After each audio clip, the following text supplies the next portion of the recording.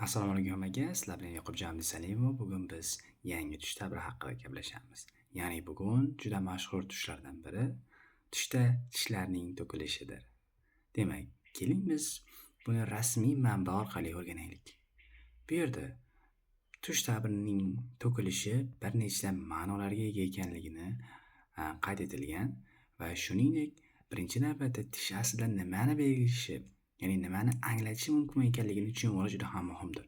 Birinchi navbatda tishlar odatda oila a'zolarini bildiradi. Misol uchun yuqori tishlar erkak qarindoshlar, aka, uka, tog'a shu kabilarni bildiradi. Va pastki tishlar esa odatda ayol qarindoshlar, opa-singil, ona shu kabilarni bildiradi. Xo'sh, endi buning ma'nolari. Tushda tish to'kilishi ba'zida uzoq umr yoki qarzdan qutulishni bildiradi.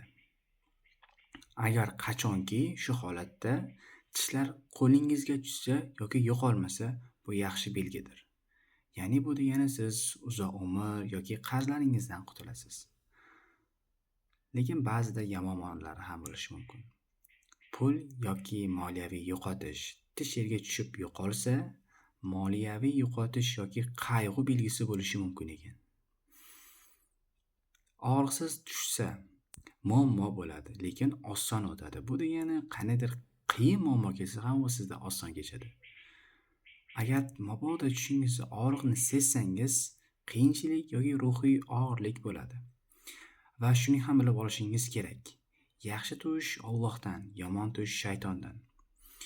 Oddiygina tush esa insonning ko'p o'ylab yurgandagi xayollari natijasida mahsul bo'ladigan mahsulotdir. Va shuningdek, payg'ambarimiz sollallohu alayhi vasallam shuni aytganlar: tushga to'liq ishonib qolish mumkin emas deb aytib ketganlar. Shuning uchun faqatgina tushdagi xayrli joylarni eslab qoling va shunchaki xulosa maqsadla oling.